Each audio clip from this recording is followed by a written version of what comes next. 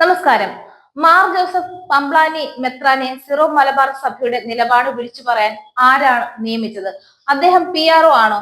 ഓരോ ദിവസവും നിലപാട് മാറുന്ന മെത്രാൻ എന്ത് നിലപാടാണ് വ്യക്തമാക്കുന്നതെന്നാണ് വിശ്വാസികളുടെ ചോദ്യം.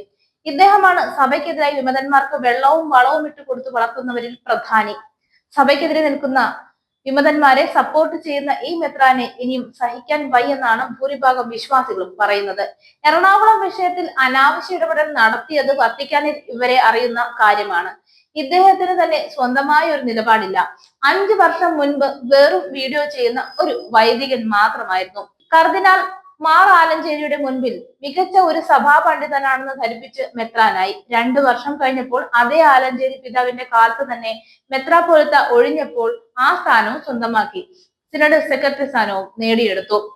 എറണാകുളം വിമതർക്കും ഇസ്ലാമിക വിവാദികൾ എറണാകുളം വിമതർക്കും ഇസ്ലാമികവാദികൾക്കും വേണ്ടി പണിയെടുത്തു. മാർ ആലഞ്ചേരി ഈ വിമതനെ എടുത്ത് താലോലിച്ച് പാൽ കൊടുത്ത് വളർത്തി ഒടുവിൽ സ്വന്തം മേജർ ആർച്ച് ബിഷപ്പ് സ്ഥാനം വരെ നഷ്ടം വരുത്താൻ കാരണമായി.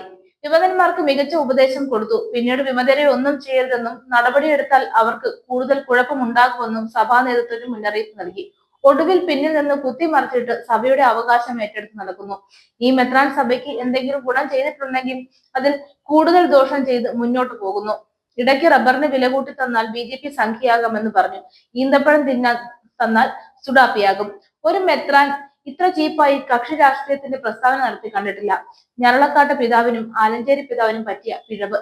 വിമതന്മാർക്ക് വേണ്ടി തുടക്കം മുതൽ കട്ടയ്ക്ക് നിൽക്കുന്ന ഒരു മെത്രാന്റെ പേര് ചോദിച്ചാൽ ഏത് കൊച്ചുകുട്ടികളും പറയും അത് പാമ്പ്ലാനി മെത്രാനാണെന്ന്. എന്തിനാ തിരുമേനി ഇങ്ങനെ ഒരു സഭയെ ഒറ്റുകൊടുക്കുന്നത്, പിന്നിൽ നിന്ന് കുത്തുന്നത്? അങ്ങയോട് സഭാ നേതൃത്വം ക്ഷമിച്ചാലും വിശ്വാസികൾ ക്ഷമിക്കില്ല.